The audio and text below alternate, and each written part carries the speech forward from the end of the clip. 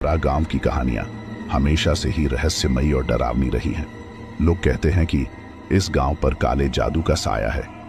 इसी गांव में हाल ही में एक नया परिवार बसा था, जिसमें मुख्य पात्र आरती थी। आरती एक युवा और जिज्ञासु लड़की थी जो हर नई चीज को जानने की इच्छा रखती थी।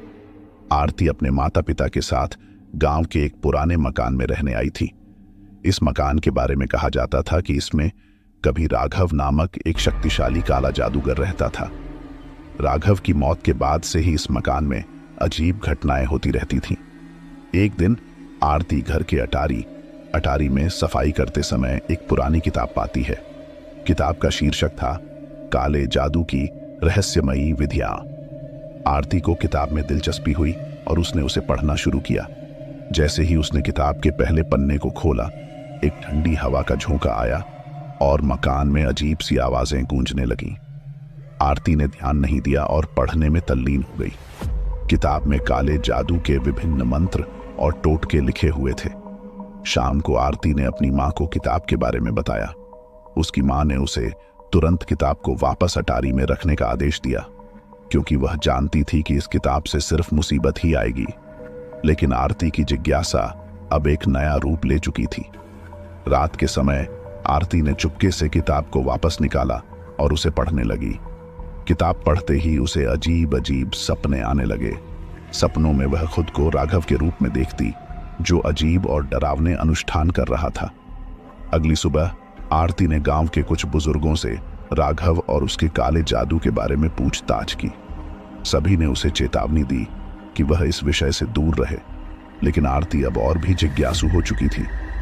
इस प्रकार आरती ने उस किताब को और अधिक पढ़ने का निर्णय लिया, बिना यह जाने कि उसके जीवन में क्या भयंकर तूफान आने वाला था। आरती की जिज्ञासा अब रुकने का नाम नहीं ले रही थी। वह हर रात चुपके से उस किताब को पढ़ने लगी और हर बार उसके अंदर कुछ अजीब सा महसूस होता। किताब में वर्णित मंत्र और अनुष्ठानों को पढ़ते हुए उसे लगा कि मानो कोई अनदेखी शक्ति उसे अपनी ओर खींच रही हो। एक रात जब आरती अपने कमरे में अकेली थी, उसने किताब में लिखा एक मंत्र जोर से पढ़ा। अचानक कमरे की सभी बत्तियां बुझ गईं और ठंडी हवा का तेज झोंका आया। आरती डर गई, लेकिन उसने खुद को संभाला और अपने कमरे से बाहर निकली। उसने देखा कि पूरे घर में अजीब सी चुप्पी छाई हुई थी, मानो कोई अनजान शक्ति वहां मौजूद हो। आरती ने इस घटना को अपने दोस्त राज से साझा किया। राज एक समझदार और संवेदनशील युवक था। उसने आरती को समझाने की कोशिश की कि उसे उस किताब से दूर रहना चाहिए, लेकिन आरती ने उसकी बात नहीं मानी। उसने राज से कहा, राज, मुझे लगता है कि इस किताब में कुछ ऐसा है जो हमारी समझ से परे है। मुझे इसे जानना ही होगा। राज ने आरती को चेतावनी दी, आरती, काले जादू से खेलना बहुत खतरनाक हो सकता है। हमें इसे हल्के में नहीं लेना चाहिए। लेकिन आरती पर अब उस किताब का जादू सा हो गया था। उसने किताब में लिखे एक और अनुष्ठान को करने का निर्णय लिया। इस अनुष्ठान के लिए उसे आधी रात को पुराने मंदिर के पास जाना था, जहां राघव के बारे में कहा जाता था कि वह अपने काले जादू के अनुष्ठान किया करता था। रात के अंधेरे में जब पूरा गांव सो रहा था, आरती चुपके से अपने घर से निकल पड़ी। उसके हाथ में वह पुरानी किताब थी और दिल में एक अजीब सी बेचैनी। वह पुराने मंदिर की ओर बढ़ने लगी। मंदिर के पास पहुंचकर उसने देखा कि वहां एक पुरानी मूर्ति के पास एक दीपक जल रहा था। आरती ने किताब खोलकर उस अनुष्ठान को शुरू किया। जैसे ही उसने मंत्र पढ़ा, उसके आसपास की हवा भारी हो गई और उसे महसूस हुआ कि कोई अदृश्य शक्ति उसे देख रही है। उसने अपनी आंखें बंद की और मंत्र पूरा किया। अचानक उसे ऐसा लगा कि उसके पीछे कोई खड़ा है।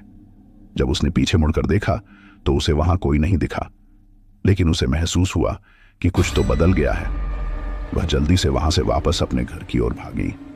घर पहुंचते ही उसने अपने कमरे की बत्ती जलाई और किताब को अलमारी में छुपा दिया। उसकी धड़कन तेज हो रही थी और उसे समझ नहीं आ रहा था कि क्या हो रहा है। अगले दिन आरती को अजीब अजीब बातें महसूस होने लगीं। उसे ऐसा लगने लगा कि कोई उसकी हर गतिविधि पर नजर रख रहा है। जब वह आईने में देखती तो उसे अपने चेहरे के पीछे एक परछाई नजर आती। उसने यह बात फिर से राज को बताई। राज ने कहा, आरती, यह सब उसी किताब की वजह से हो रहा है। हमें किसी ज्ञानी व्यक्ति से मिलकर इसका समाधान ढूंढना होगा। आरती ने राज की बात मानी और दोनों ने गांव के पुराने पुजारी से मिलने का निर्णय लिया। पुजारी ने जब आरती की बातें सुनी तो वह चिंतित हो गए। उन्होंने बताया, बेटी, तुमने बहुत बड़ा खतरा मोल लिया है। वह किताब बहुत ही खतरनाक है। हमें तुरंत इसका समाधान निकालना होगा, नहीं तो यह काला जादू तुम्हारे जीवन को नष्ट कर देगा। पुजारी ने एक अनुष्ठान करने की योजना बनाई ताकि राघव की आत्मा को शांत किया जा सके। उन्होंने कहा, हमें इस अनुष्ठान को करने के लिए पूर्णिमा की रात का इंतजार करना होगा। तब तक तुम इस किताब से दूर रहो और किसी भी प्रकार का कोई अनुष्ठान मत करना। लेकिन आरती के मन में अभी भी उस किताब को पढ़ने की चाहत थी। उसे लगा कि उसने अभी तक उस किताब का पूरा रहस्य नहीं जाना है। उसने चुपके से पुजारी की बात अनसुनी कर दी और वापस घर जाकर फिर से किताब को पढ़ने लगी। आरती ने किताब के और भी गहरे रहस्यों को जानने की ठानी। उसे नहीं पता था कि उसकी यह जिज्ञासा उसे कितनी बड़ी मुसीबत में डालने वाली है। आरती के मन में उस किताब को पूरी तरह से पढ़ने की चाहत अब और भी बढ़ चुकी थी। एक रात जब सब सो रहे थे, उसने किताब के एक और अध्याय को पढ़ने का निर्णय लिया। जैसे ही उसने पन्ने पलटे, उसने पाया कि उसमें राघव के जीवन की कहानी लिखी हुई थी। राघव एक साधारण लड़का था जो अपने माता पिता के साथ एक छोटे से गांव में रहता था, लेकिन उसकी जिज्ञासा उसे सामान्य जीवन से अलग कर देती थी। उसे अजीब अजीब चीजों के बारे में जानने का बहुत शौक था। एक दिन उसे जंगल में एक बूढ़े साधु मिले जिन्होंने उसे काले जादू के बारे में बताया। साधु ने राघव को एक पुरानी किताब दी और कहा, इस किताब में वह सब कुछ है जो तुम जानना चाहते हो, लेकिन याद रखना, यह किताब बहुत खतरनाक है। इसका उपयोग सोच समझकर करना। राघव ने किताब ली और उसे पढ़ना शुरू किया। जैसे जैसे वह किताब पढ़ता गया, उसकी शक्तियां बढ़ती गईं। वह अब साधारण मनुष्य नहीं रह गया था। उसकी काली शक्तियों के कारण पूरे गांव में दहशत फैल गई। उसने अपने काले जादू से गांव के लोगों को डराना शुरू कर दिया। लेकिन एक दिन गांव के कुछ बहादुर लोगों ने मिलकर राघव को मारने की योजना बनाई। उन्होंने उसे एक पुरानी गुफा में बंद कर दिया और वहां आग लगा दी। राघव की मौत हो गई, लेकिन मरते मरते उसने गांव पर एक भयंकर शाप दे दिया। आरती ने इस कहानी को पढ़कर महसूस किया कि राघव की आत्मा अभी भी कहीं ना कहीं भटक रही है और वह अपनी शक्तियों को वापस पाना चाहता है। आरती ने जैसे ही यह कहानी पढ़ी, उसके शरीर में अजीब बदलाव आने लगे। उसे रात में भयानक सपने आने लगे और वह अनजाने में काले जादू के मंत्र बुदबुदाने लगी। राज और उसके माता पिता उसकी इस हालत को देखकर बहुत चिंतित थे। राज ने पुजारी को फिर से बुलाया और आरती की हालत के बारे में बताया। पुजारी ने कहा, यह सब राघव की आत्मा का प्रभाव है। हमें उसे रोकने के लिए एक बड़ा अनुष्ठान करना होगा। पुजारी ने गांव के सभी लोगों को इकट्ठा किया और उन्हें अनुष्ठान के बारे में बताया। उन्होंने कहा, हमें मिलकर इस काले जादू का सामना करना होगा। यह आसान नहीं होगा, लेकिन हमें आरती को बचाना है। पुजारी ने सभी को बताया कि उन्हें एक विशेष स्थान पर जाकर अनुष्ठान करना होगा जहां राघव की आत्मा को बांधने की शक्ति है। यह स्थान गांव के बाहर एक पुराने मंदिर में था।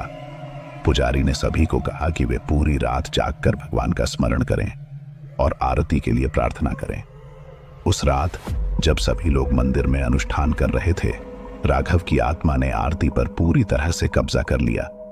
आरती ने अचानक अपनी आंखें खोली और उसकी आवाज बदल गई। उसने एक खौफनाक हंसी के साथ कहा, तुम सब मुझे रोक नहीं सकते, मैं वापस आ चुका हूं। राज और पुजारी ने मिलकर आरती को पकड़ने की कोशिश की, लेकिन राघव की आत्मा बहुत शक्तिशाली थी। उसने मंदिर के चारों ओर आग लगा दी और सभी को डराने की कोशिश की। पुजारी ने अपने सभी मंत्रों और शक्तियों का उपयोग किया, लेकिन राघव की आत्मा ने उन्हें कमजोर कर दिया। आरती के शरीर से राघव की आत्मा को निकालने के लिए पुजारी ने एक आखिरी कोशिश की। उसने भगवान से प्रार्थना की और अपनी सारी ऊर्जा एकत्रित कर एक शक्तिशाली मंत्र पढ़ा। जैसे ही पुजारी ने मंत्र पूरा किया, आरती के शरीर से एक जोरदार चीख निकली और वह बेहोश हो गई। राघव की आत्मा ने मंदिर छोड़ दिया और चारों ओर शांति छा गई। सभी ने भगवान का धन्यवाद किया और आरती को वापस घर ले आए। आरती धीरे धीरे ठीक होने लगी लेकिन उसने कसम खाई कि वह अब कभी भी उस किताब को नहीं छुएगी। उसने राज और अपने माता पिता से माफी मांगी और वादा किया कि वह अब अपनी जिज्ञासा पर काबू रखेगी। किताब को पुजारी ने एक सुरक्षित स्थान पर छुपा दिया ताकि कोई और इसे फिर से न पाए।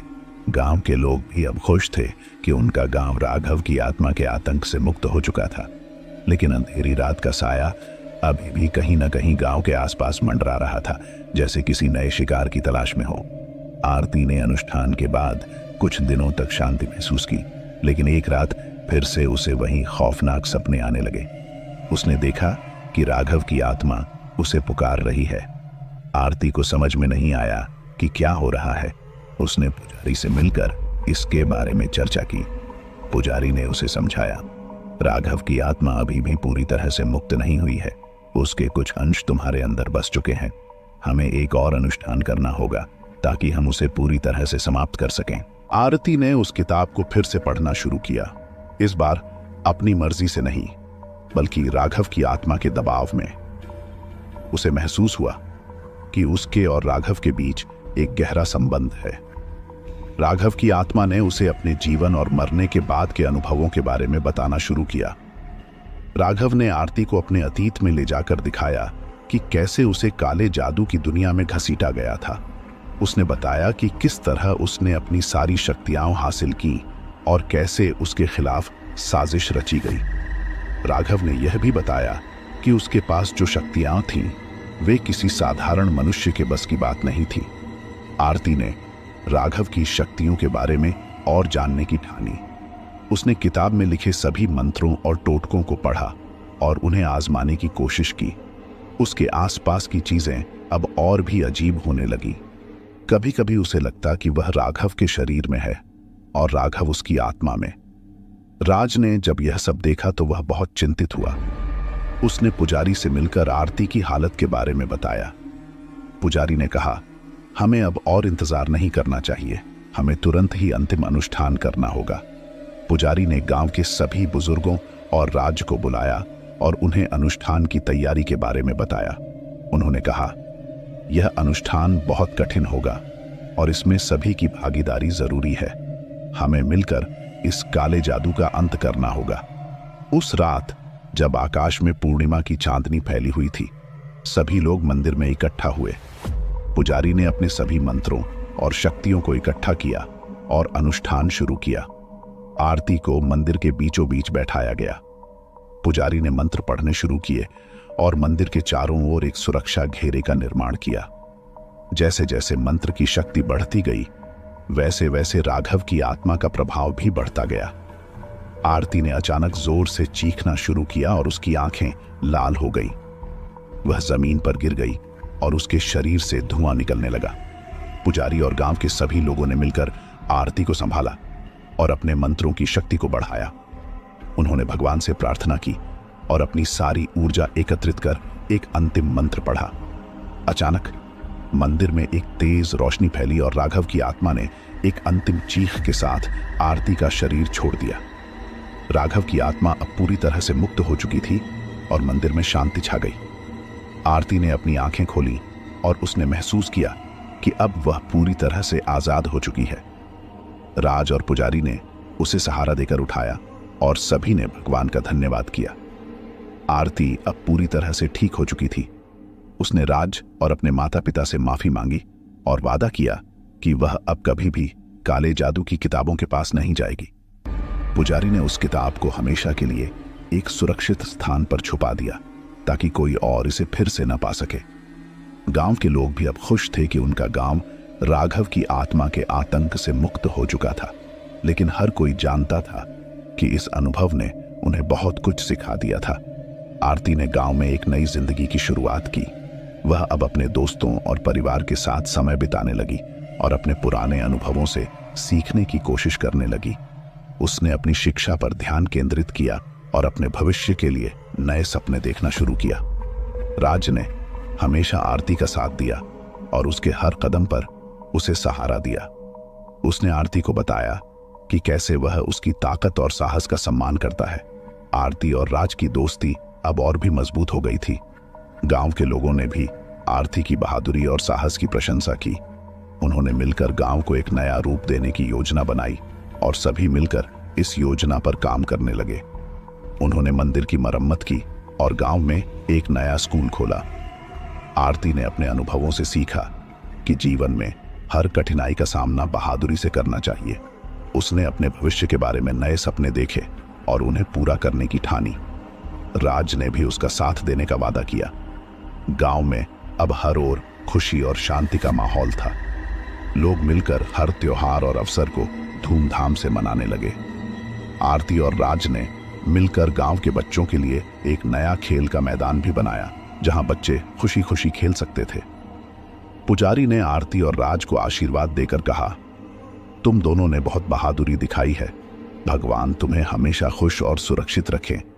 मुझे अब किसी और गांव में जाकर उनकी मदद करनी है। पुजारी ने गांव छोड़ दिया, लेकिन उनकी यादें और उनकी शिक्षा हमेशा गांव वालों के साथ रहीं।